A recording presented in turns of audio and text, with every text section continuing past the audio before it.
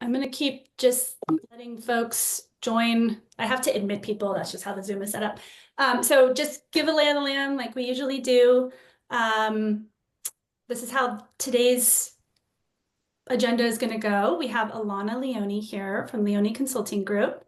She is a specialist, specializes in social media for EdTech, and is going to give us kind of a 15-minute lay of the land. And then I think because we are a fairly big group, although there are note takers in here, we will go into breakout rooms. I don't know why that just changed. So yeah, 15 minutes with Elana. Obviously, we can make it a discussion. It's not like this is really strict or anything. Then I was thinking we break into groups for 15 minutes. Some ideas for discussion were the things I posted on LinkedIn and in the community. And I'm going to be taking notes like I usually do and in the slide doc. And I would love it if you guys would do the same, because even though we have note takers and transcriptions, sometimes it doesn't know who's talking. And my favorite thing to do when I do the summary is actually to cite the person that said the thing, because I want to give credit where credit is due. And sometimes you don't know who that is, you know, during just a transcription. So I just put the link in the chat so you guys can take notes also. And from here, I'm going to turn it over to Elana. Hi, everyone. Thanks for joining. Thanks for talking about the wonderful world that I get to spend in everyday social media, the wonderful yet challenging world. So I own a company called 𝗟𝘂𝗂𝗧𝘂𝗧𝗏. We are a marketing agency. We just specialize in education and EdTech. A lot of the brands we work with, for context of how I'm going to talk about social media, is a lot of our brands are trying to use organic social media to talk to decision makers that buy EdTech and education products. So the B2B side, a lot of them have a B2C component. And when I say B2C, I'm really just saying, how do they want to engage and reach educators within their product too? And then we always have these really beautiful discussions on what percentage of what, and then how do we prioritize channels? Like, even if you're B2B, you have educators using your product, and you want educators to be consistent users, which then helps renewals. So, you know, there's all these beautiful strategic conversations, but we work with brands for now over 8 years in education. We do social media, we do content marketing, which helps fuel social media. We do email marketing, which fuels the other things too. And we do a little bit of strategy in between. So that's a little bit about us. What I'm going to do is maybe share a visual just to get started around, gosh, there's all these channels. How do we prioritize? And what's each channel good at? And then I'd love for you all to like pop in, and maybe Hallie, you can jump in with some of those questions, because I don't want to dominate the thread too. And there's like, I could talk about this for hours and we can deep dive into anything. So let me share my screen. Okay. And if you all want to go deeper into it, we've got it on our blog. You just go up on the top nav. It says cool stuff, hit our blog. All right. I loved this because it's simple, and a good infographic should be simple, but complex when you actually look at what it's saying. So all social media at the end of the day should be this top of the funnel thing. This is your place to reach people that normally wouldn't think about you, know your brand name or anything like that. And if you're cool and you're able to get into their feed consistently, there's that brand awareness play. So that's the top of the funnel. We measure in social media metrics for success here are impressions. We also measure followers, although people call that a vanity metric, it is. And when I say vanity metric, it means that your accounts are so much more than your follower account. I manage accounts sometimes with 1/18 of the followers of an account that has like hundreds of thousands. And sometimes the 1/18 size is actually getting more impressions and engagement. So really, it's how do you work the algorithm? How do you make sure everything you post is as value oriented to your audience as possible? So on the top of the funnel, I look at impressions, I look at account growth and account followers, and I look at impressions per post. And that's where I get into the ROI of, gosh, If on X, most of my posts are averaging about 200 impressions, but it takes me maybe a couple of minutes to an X post, versus a LinkedIn post is going to take me 20 minutes. But on average, let's say it gives me 1,000 impressions. We want to do the math and look at opportunities of growth too. So you can see how nerdy I get and I digress. Please ask questions in the chat if things aren't making sense. So on the top of the funnel here, we've got YouTube, and you can see YouTube impressions per follower. These are the numbers, right? So YouTube's going to be your broad swath, right? It's people go there to learn something. So a lot of times I see in EdTech in particular, it's just, I think somebody on a call yesterday called it like they called it homeless, but I think we call it unhoused now. It's like an unhoused channel, right? So it's, you just plop everything on it and you hope people see it. And that's a lot of times people use in EdTech in particular. If you have a YouTube strategy where you're like, gosh, who is the audience that goes to YouTube and they want to learn XYZ and they actually want to play something in their classroom from YouTube? Like those are the things. And if you get really nerdy into YouTube, there's a whole script that you form and you create YouTube specific videos. So anyways, even if you don't do that, this is saying the impressions are high in general per follower on YouTube. And then the last study that came out, I think in EdWeek Brief, they talked about how when admins and decision makers are looking and evaluating, because a lot of the times they're doing this on the down low before they even talk or reach out to you. They're trying to gather as much information as possible. YouTube is one of the biggest search engines. It's going to pop up in their search too. So they're using this to gather information on the decision-making purchasing side as well. So that's YouTube on the top of the funnel. Elana, do you mind making it a little bit bigger? I don't know if I'm the only one with aging eyes, but are you able to make your screen a little bit bigger? Does that work? Let me see. No. Oh, that's much better. And then, no, see, now it worked wrong. Is that better? Okay. You can also go to this site up here if you want to just play along. Oh, no, that goes to the metrical study. This actually goes to where it was taken from. That just made it. Darn it, I'm sorry. It's not That's gonna... okay. It's okay. It's okay. I don't want to. That's as big as it's gonna go. Okay, the relationship here between Instagram and TikTok. So like how many of you are on Instagram and you're like, oh, I just made this like reel and I spent 2 hours on it and it gets like maybe 200 views. So you're not alone. People spend a lot of time doing custom reels and things. And now reels actually aren't getting the most traction on Instagram overall. Still, it takes a lot of time to consistently show up on Instagram. And in the world of education, mostly you're going to be talking to educators. So when we have that strategy of who do you want to talk to within your ecosystem, and who's your primary audience, and how does that dictate what channels you're going to prioritize, right? When I say Instagram, Instagram is going to be educator facing, forward facing 100%. Doesn't mean that there's not decision makers, influencers, and admins on Instagram, and it's growing every year, but that's not going to be your primary audience, right? So you have to think about that going in to Instagram as a whole. Then we also have to think about the declining reach organically on Instagram too. And it doesn't mean you can't win on Instagram. You have to constantly look at the algorithms and look at what it's prioritizing. Now it's prioritizing more carousel, what we call like the photo dumps, right? And content is king too, right? You can have one image post that really does well. And reels can do well. I always just love to balance ROI in terms of time. But what I wanted to talk about is the relationship between Instagram and TikTok. So many EdTech brands are not as much on TikTok. And there's a reason for that, right? It's an unstable platform. And it's not 100% in the world of EdTech. Like what you always want to look at is where is my target audience most likely to show up? And am I creating content for my target audience, or am I creating content just to create content to go quote unquote viral, right?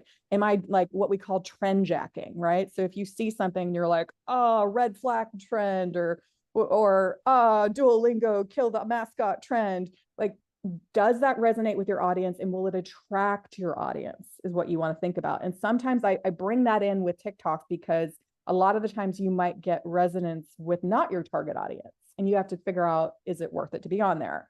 But if you're making reels for Instagram, there's no reason why you can't repurpose it on TikTok and potentially get 3x views. It's a win-win. And I'm always looking at ROI and trying to slice and dice and trying to figure out signals to invest further into the platform itself.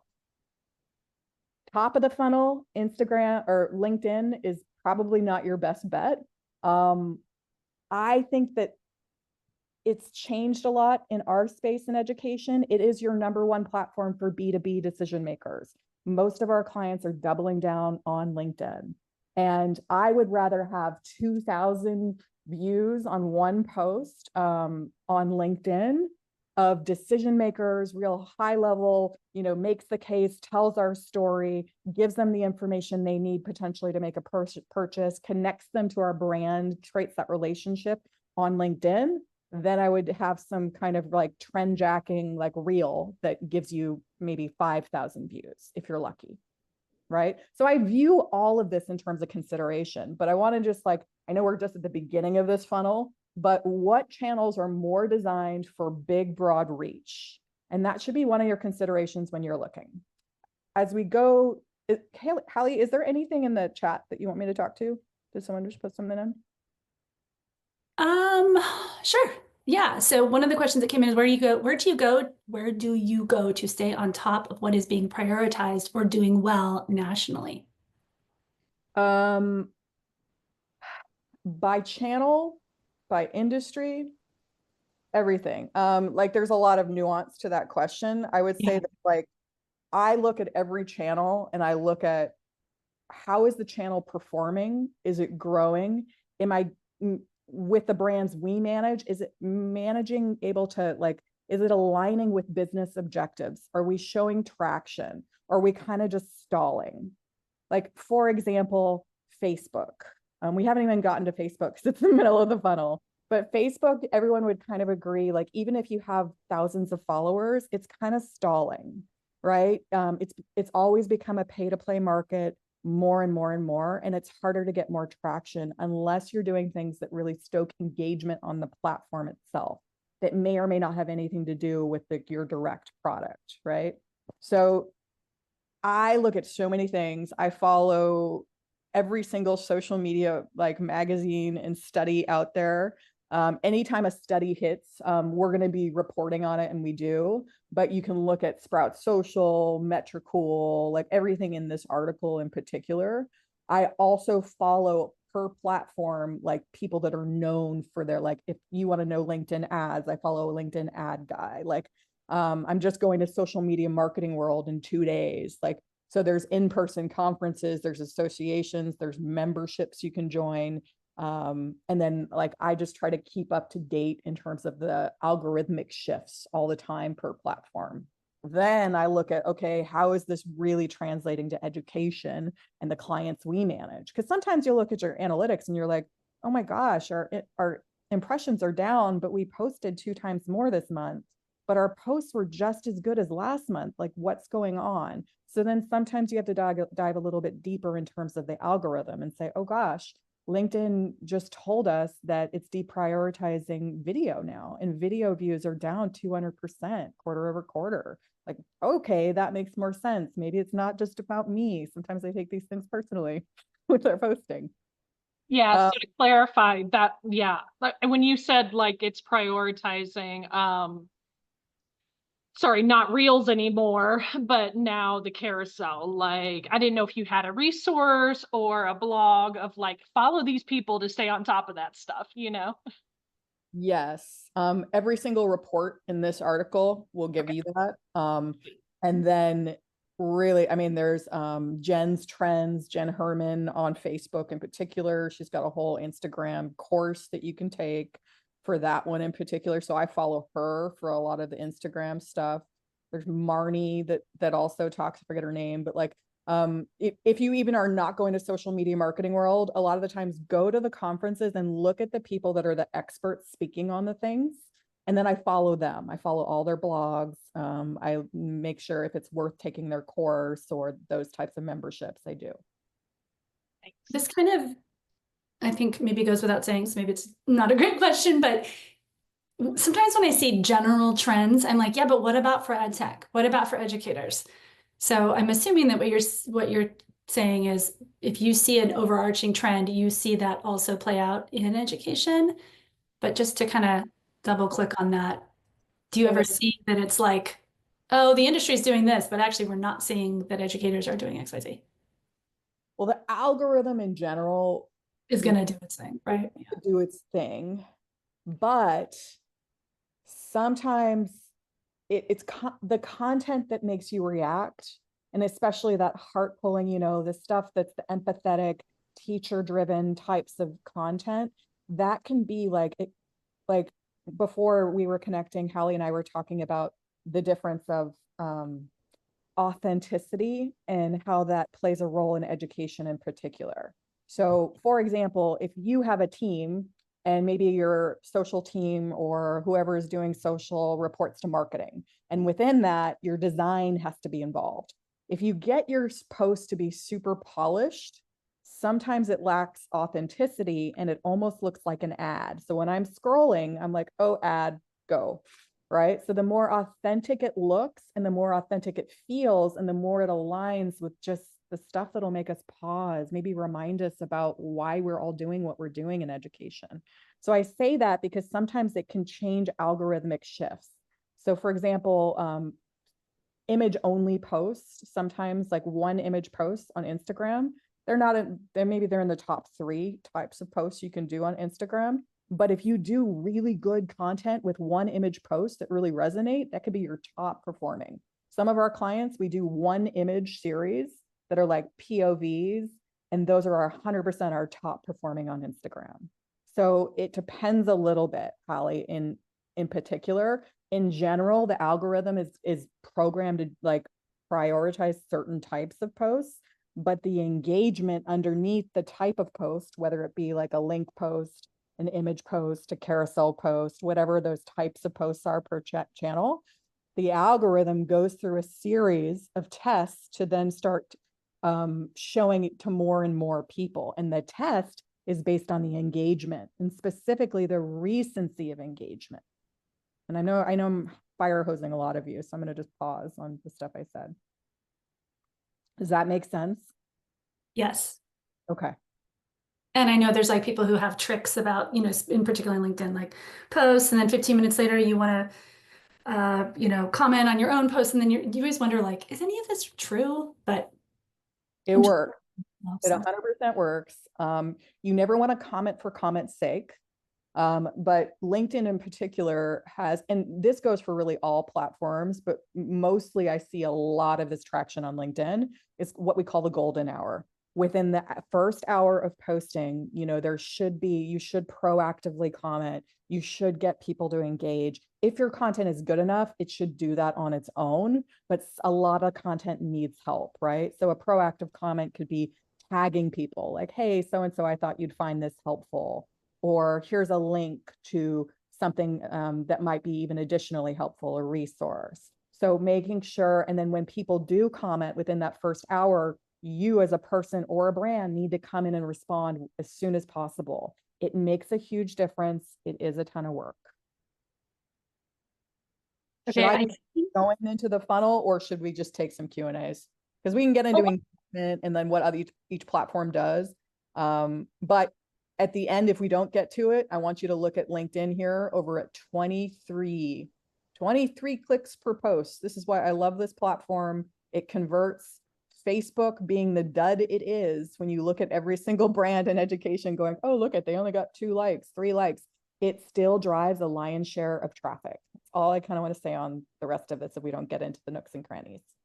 Well, what I was going to say is that maybe we're better off staying as a whole group and just asking you questions. Because if we go into a breakout room, then inevitably somebody's not going to be with you, and you're the expert here on this call.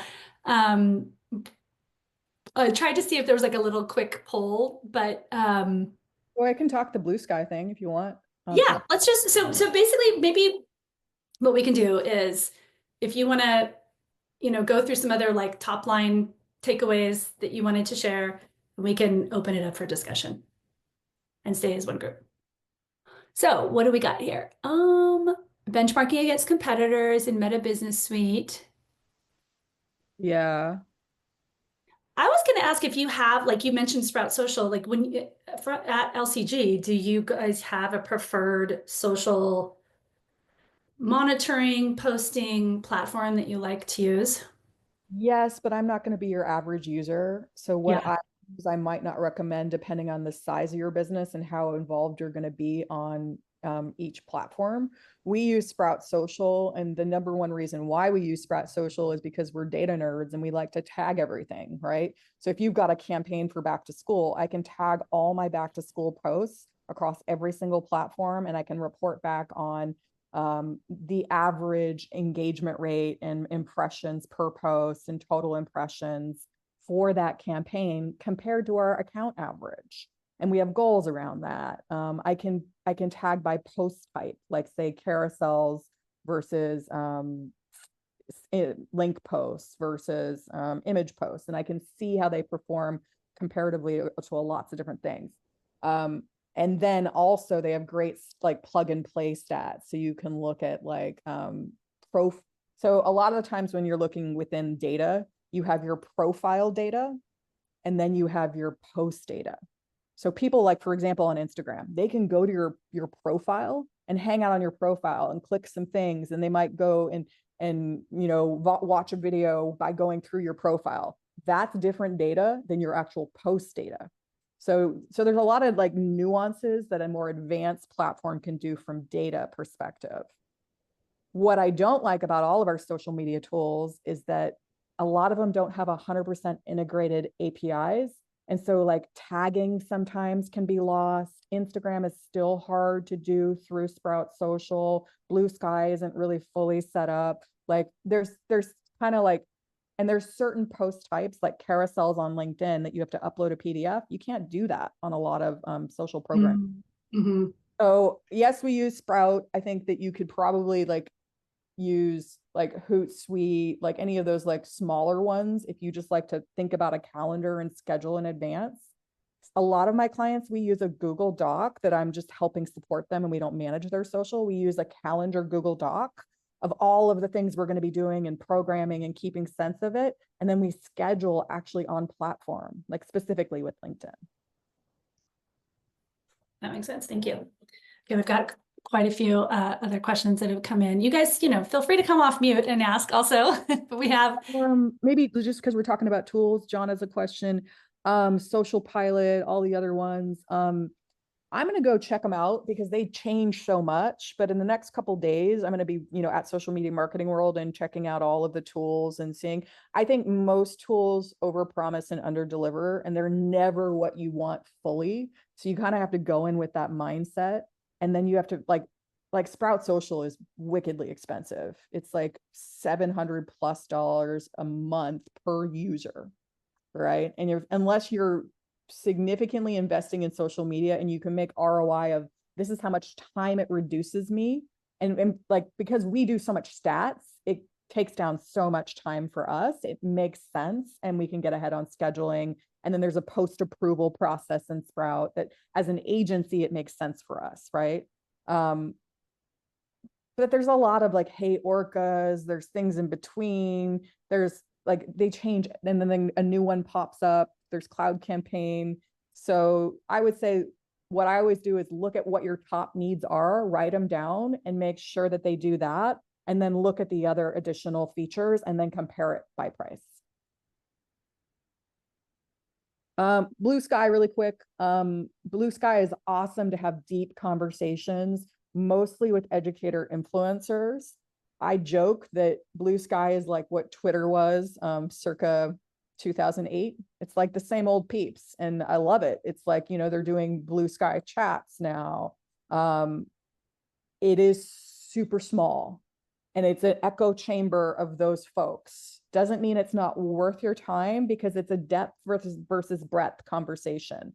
Do you want to go deep and form relationships with people that may have more influence? Or do you want to reach large groups of people? So that's the kind of breakdown. Most brands are kind of just dipping the toe into the water with 𝗬𝗏𝘂 and mostly repurposing kind of what they would do on Twitter for 𝗬𝗏𝘂. The overall stats are it's not growing significantly. Threads is in limbo kind of / dying and weird. No one knows how to use it. Mastodon, kind of same thing. So everyone's trying to find their X replacement per se. We saw a lot of people in the education space moving to Facebook groups in particular. I saw a lot of educators move over to LinkedIn too, which was really fun. 𝗬𝗓, hey 𝗬𝗓, one of my favorite people. For our clients, that don't have a dedicated social team, what are the inflection points where they should work with an agency and double down? Like, are you saying like, what are the stats that you should see to say this is a channel worth doubling down? Is that kind of what you're saying, 𝗬𝗓? Yeah, I'm kind of saying, so as for clients that I have, are there points in their different campaigns, in their product development, in the growth of their business where they haven't really been doing anything a lot with social, but it's like, okay, now there's a rebrand, or now there's venture capital and they need to double down and bring in an agency like yours. I'm trying to kind of keep in my head what those inflection points are so that when my clients have them, I can say, hey, let me introduce you to Elana. Sweet. I think, so it brings up the assumption sometimes is like, when I have something, then I should put something on social. And the problem is like, you need to be consistently on it, growing that platform.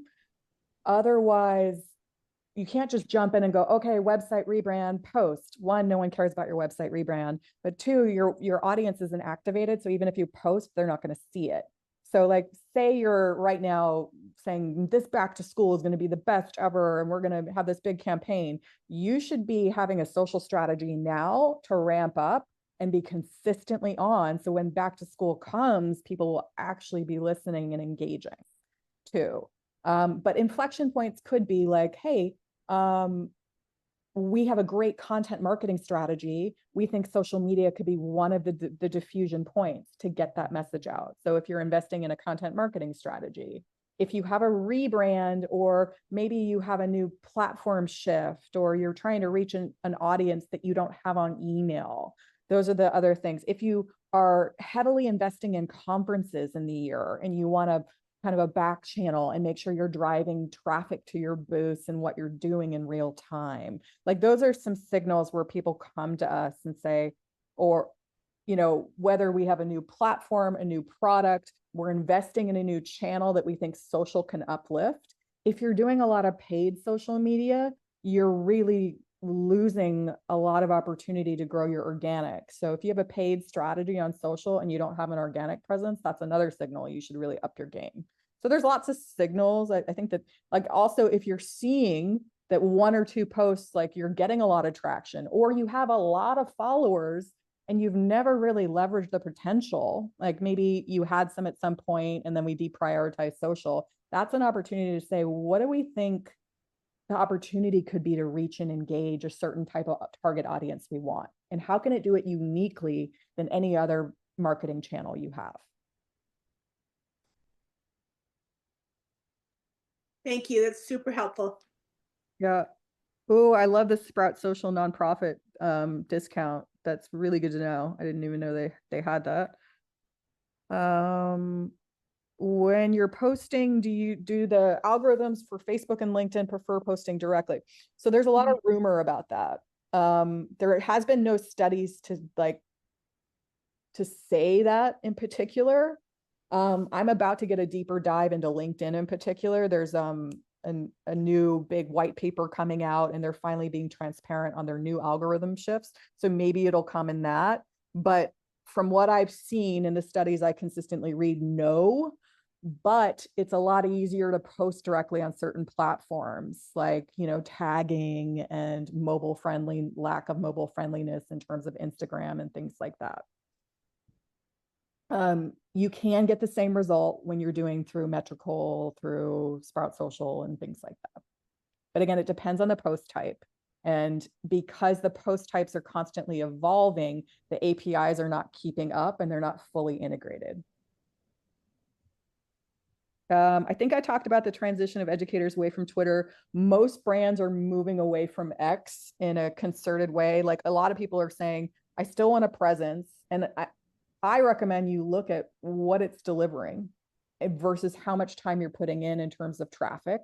And is that traffic really converting too? Because we don't want traffic for traffic's sake too. But if you are having a low level of effort and you're getting consistent traffic and it's doing what you want, stay on Twitter. But we are seeing a decrease overall. A lot of our clients are losing followers because we are seeing the educators leave. We're seeing people in general leave. We saw the huge spike when that all happened. That has kind of tapered down. In general, educators don't feel safe there. I don't blame them. And I have seen them move over to LinkedIn. Instagram has grown in terms of engagement, Facebook groups as well. Just one quick thing on X. I appreciate that you call it out. You'll let everybody else call it Twitter. One good thing is that now you can see the impressions. So like, I was looking at a couple other brands that just started reposting on social and they're getting like 8, 18, 17 impressions. And it's like this really nice content. I was talking with Elana about this before. It's like, I look at that and I'm like, I am not going to I'm not going to even try to do what they're doing because I can see it's getting nowhere. So it's nice that they're at least showing the impressions that you get, because then you can see there's no organic reach. Yeah. And I love being able to see what the platforms be able to show because like on LinkedIn in particular, you can't see impressions, right? No. Yeah. A lot of those things. So like, do what you can to find the tools that can give you some benchmarking. For example, on LinkedIn, you can add in some competitors, but they don't show you impressions. They'll show you account growth, right? But account growth isn't really fair if you're comparing yourself to someone who has 20x types of vanity, like, you know, have the followers on LinkedIn, because they're going to grow at a higher rate generally, just organically. So the platforms that do give you insight and impressions, the things that matter most, are key. And it's a good commiseration. You're like, oh yeah, they're second too, you know? Exactly. I wanted to know if we could talk. Let me see. I have a quick question. Yeah, go for it. Yeah, this is so helpful. So first of all, I guess my question is much more oriented toward something hyper local. Like, I work more directly with schools, particularly private schools, not the ed tech space. So I'm just wondering if I can ask you something about that, or do you feel like your expertise is much more of like a national? No, I think that's a good question, because regardless, a lot of people are trying to like look at what are the districts they're targeting, what are the states they're typically targeting. So I think sure. Right. Okay. I'm curious what you think. Like, obviously, the more you spend, and as long as you're spending your money correctly, the more impact you can have. But where is the threshold of like, just don't even bother spending the money if it's going to be so low? So low in terms of reach? In terms of your budget, you know, like sometimes I have schools come to me and they're like, well, I have like $3,000, and I'm just like, I don't know if you might as well just like not spend it at all. So I tell people, when you're doing organic social media, like specifically Facebook, you know, meta-oriented properties, and now even LinkedIn a bit more, the more you can look at what's working organically and boost those posts, and that is where you can spend small amounts of money and potentially the better bang for your buck. And I would even say anything from $50 a post to $100 a post on your top performing posts could be a decent strategy. If you are charging for that though, From a agency perspective, that I usually do those boosting things. Like we do free within our packages, because it's just like, they can't even, if you're actually working with a proper paid media agency, they have at least like 7,500 to 10K monthly spend. They take 25% of that for media. So you have to spend more to have an agency actually make sense, right? Yeah, right. That's very, very helpful. Thank you. Doing paid, and they're not going to be doing anything related to organic. And you're thinking, like, I usually try to target like Meta properties only, maybe Meta in search, or LinkedIn only. You're not going to make traction for what you want, because the more you spend, the more you can narrow your target audience and try to figure out what works. And the better you can get at it targeting, the lower the CPMs, the lower the CPCs, the lower the conversion rates, right? I mean, the higher the conversion rates, the lower the spend. So I wouldn't do anything less than $5,000 a month from like an acquisition oriented, breaking down those platforms. Okay. For those of you that are trying to target like New York, Florida, Texas, like on LinkedIn in particular, you can target job titles, like the holy grail, but yes, you pay for it because it is more expensive. So you have to play around with it.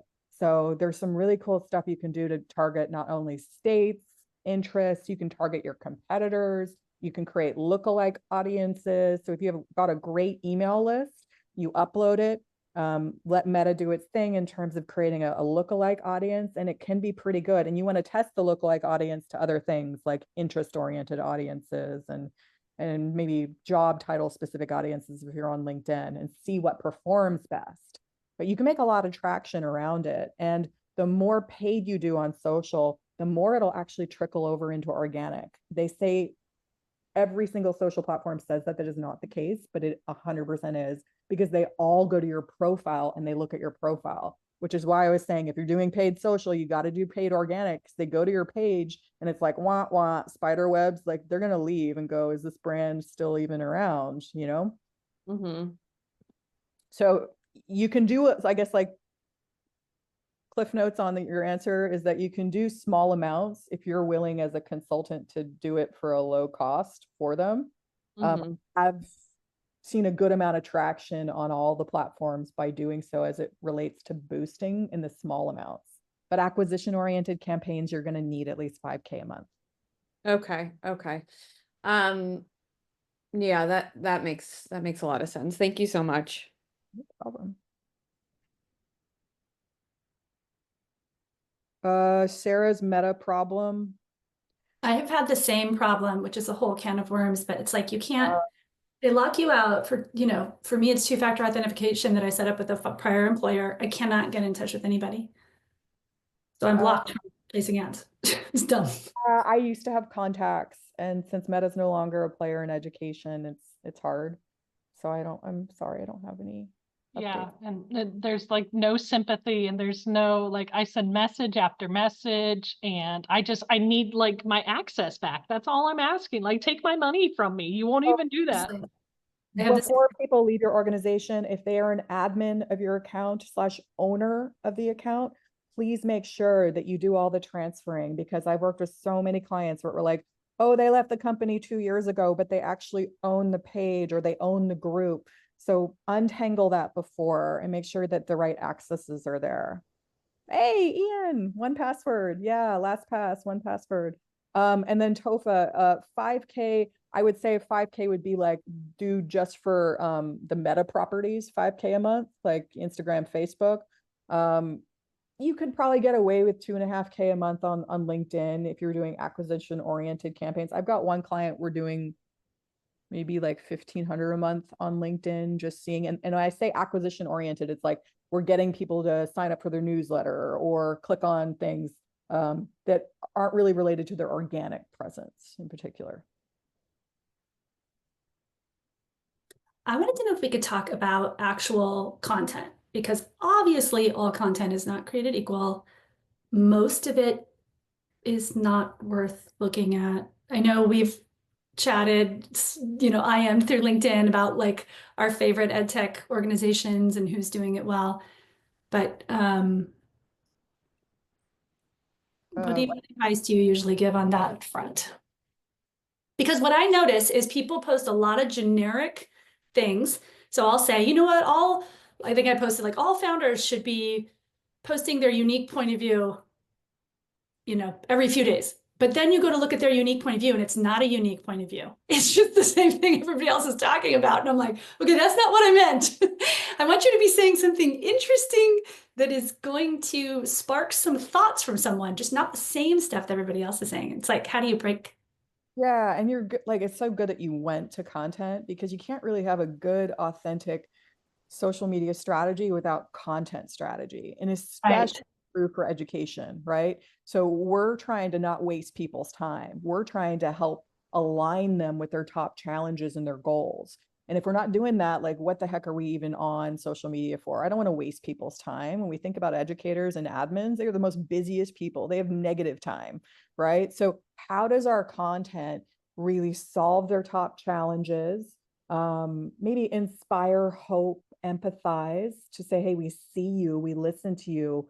Maybe it's an opportunity to listen to them. And then, how does it align to their challenges and goals? I think I said the goals between the two of them. So, and then how does it tell your unique story? How do you shine that passion through, what you're talking about, Hallie, too? And maybe it's not a unique point of view, because sometimes brands like censor themselves, especially in these days. Like, they're like, all right, this is my thoughts with equity and access. Oh, yeah. I shouldn't say that. Or, like, there's a lot of censorship going on and people don't know what to say, but speak from the heart and talk about like the topics that are truly directly aligned to why you created the product or what your product uniquely solves. And if you do that, I found that like it is unique and it is passionate. Like, a lot of things we do in our agency is that we do video packages where we'll do 1-hour interviews with like the founder or the customer, and we'll have a script of questions. And you all can do this too, is go in and ask them all these really great questions, but make it topic oriented. Don't make it an infomercial. No one wants to hear about your product, right? Yeah. And do that. There will be beautiful clips that just shine that passion and the expertise. Bonus points if you create a blog post, bonus points if you create a social strategy and you slice and dice the content in terms of all of the different video clips you get. And then you want to have your content strategy really think about, what do I want to be known for as a brand? And how do I establish topical authority as it relates to Google search engines and Bing search engines too? Although that traffic is decreasing, it is significant still. So you have to have a content strategy. You have to align it to what your organization can do capacity-wise. Does my organization have video chops? Do they want to do this? Do they have people that are front forward? Do I have a great CEO talker? Like, those are the things you should think of. Or are we more of like a analytical brand that likes to do like long form blog content? So you got to think about all of that stuff while you're creating a content strategy, and it gets a lot more specific. You even want to talk, my favorite thing about content strategy is talk about who is your number one audience you're talking to and who are you not talking to. That's the freedom, right? So for example, sometimes in education, people are like, oh, I just want to create some good stuff for educators, and like, and it's like their content hits all over the place. They'll be like, educators, here's how you can use this product marketing type of blog. Or educators, did you learn about like this new AI tool or whatever? But then they're like talking randomly to buyers at times. So it's all over the place, right? Who is your primary person you're talking to? And at what stage in the process are you talking to them at? And if you can be crystal clear on that, and then make sure you're telling your story from a human perspective, and then trying to translate it into how does this content create unique channel experiences in email and social and all the things. So I'll pause there because there's so much with content we can say. Mm-hmm. Thank you for that. I think it gets a little bit tricky with broad topics like reading. I think there are unique things to say, but it's harder than maybe, I don't even know. Like, actually, there's a company I talked to recently, 𝗵𝗄𝗧, and they're all about suicide prevention. Like, I feel like they have just so much interesting, cool, inspiring content to pull from. Whereas like a reading company, you're like, oh my gosh, 99% of this has already been said.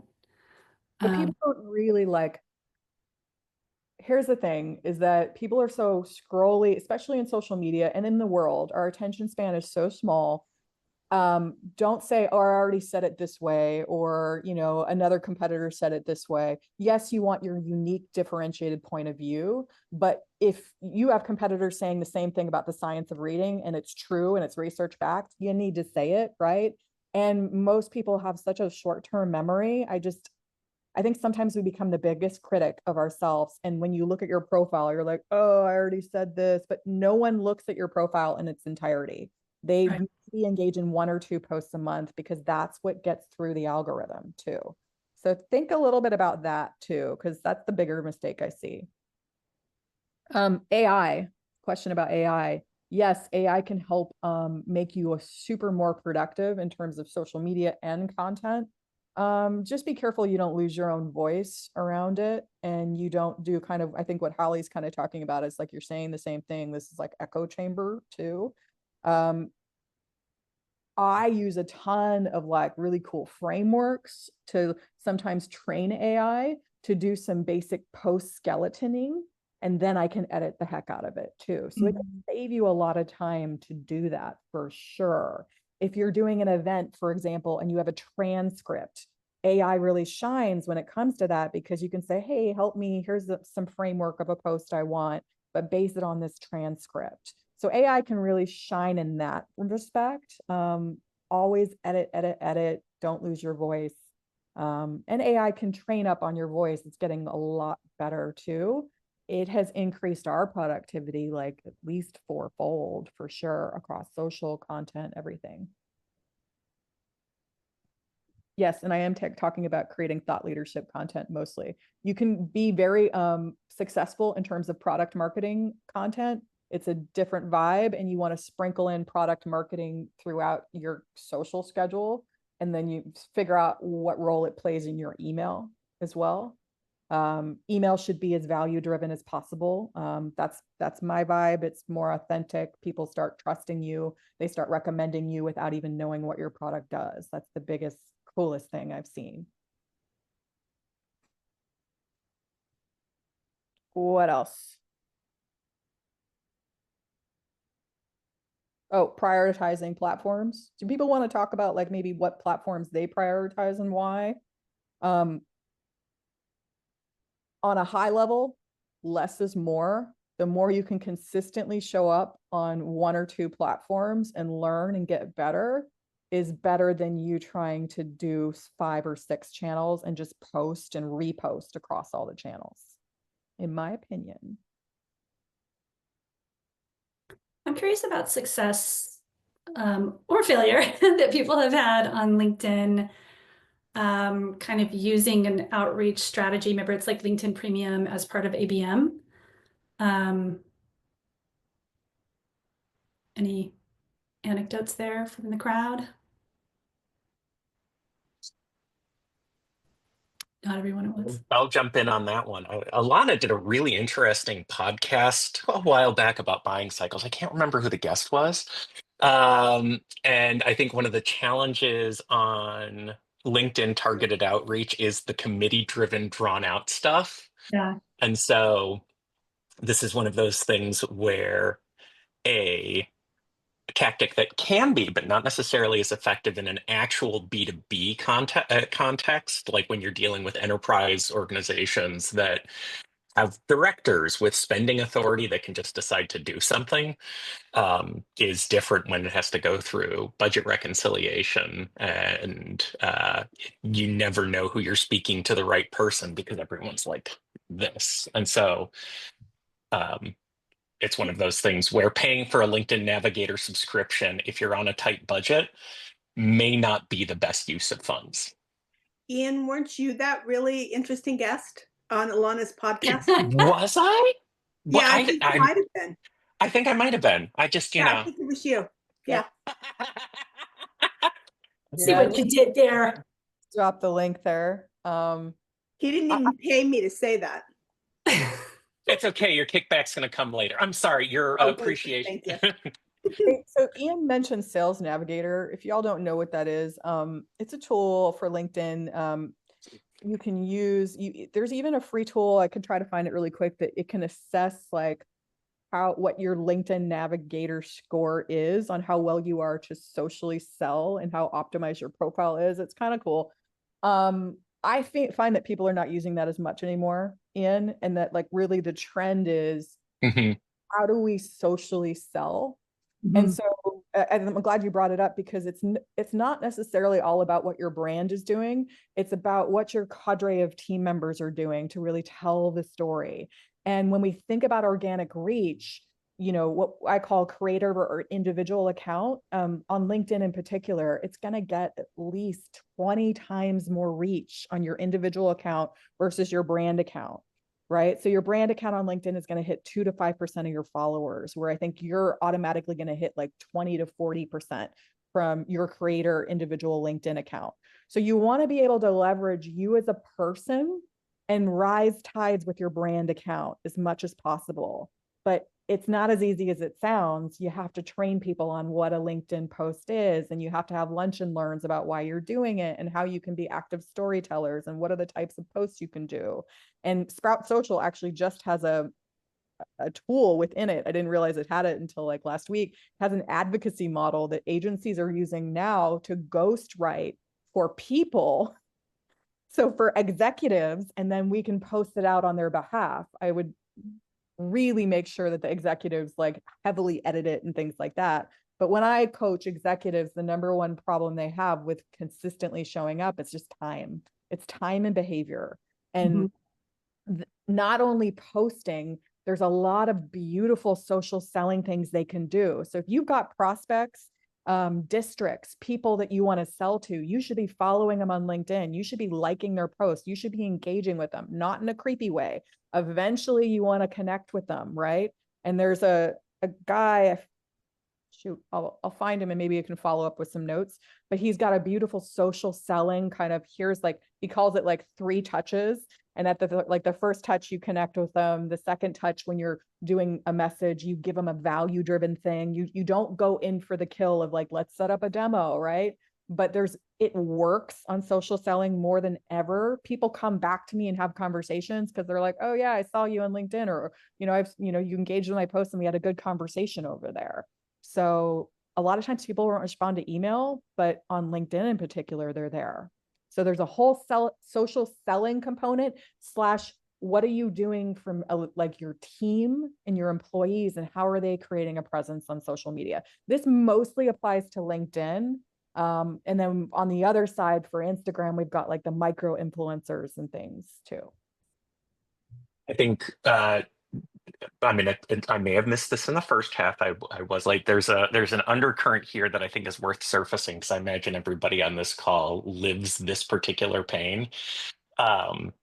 In terms of the social selling and getting executives involved and saying something unique, the big challenge and the thing to underscore is we need to talk about our prospects and customers and how we add value, not talk about ourselves. And I think that's an important difference. That's the way I articulate what you're saying, Elana. But it's good to put a pin on it, because especially in startup land, every CEO wants to be like, aren't we great, the best? And here's what we will do for you. Yep. Don't start the sentence with we or I. Start it with you. But we all live that. I think, Hallie, to your point and piggybacking off, it's like when I try to get executives to say, what's your unique POV? Like, like when you get off calls, you're like, like people shouldn't be doing this, or here's why I feel passionate about this, or let's stop saying this phrase. There's a hesitancy to go there. And I don't know why. I'm still trying to unpack, because it's different for each individual, but it's harder to make that jump. Like there's a vulnerability there that people might not as well. And also there, in a lot of traditional organizations in education, it's a very big jump. Like we're still trying to get leaders to just, sign emails, like do the basic things sometimes, right? So having a space where people can comment back based on your original opinion, it's gonna be scary, and you have to do it consistently. So like you have to scaffold them in. Sometimes the founder or the leader is not the subject matter expert on their particular domain. They've came up with the idea to start the company, or they're overseeing the company, but they don't really know the details of the value of language comprehension for English learners in the science of reading, and not just focusing on phonics or whatever, like that comes from the curriculum side. And it's like, somehow I've just been thinking about, like, how do you mine for these like little anecdotes through and sort of incorporate it through the thought leadership of the CEO and social selling. That's where I think the gold is, but it's not easy. Out the people that, have designed your product, pick out the people that are on the ground doing the training in schools. I think sometimes the best interviews I've ever done are with people that never really gotten the opportunity to do so. And when they do it in a safe environment, that it's like not live, it's asynchronous, we can change things. A lot of times they shine and they get that authenticity, the direct related to the product or the service, and they have that expert research background depending on who you select too. So a lot of companies I've worked with are pigeonholed by the CEO. They're the only one that talks. They get all the conference invites. And how do we diversify the faces behind the business and have that real practicality too? I love that. This was awesome. I hope you guys agree. I love how I was like, Elana, intro 15 minutes. Here we are, an hour in. Hopefully you found it, like I said, as valuable as I did. I have no idea what next month's topic will be, but thank you, as always, for joining and coming. And if you guys have ideas, please let me know. I'll post a summary. I'll be in the community, and I'll start, in a couple of weeks, asking what you guys want to talk about next. Thank you so much, Elana. Loved it. Thank you so much. This is great. Nice connecting with you all. Find me on LinkedIn so we can learn from each other too. Thank you, everybody. Have a good weekend.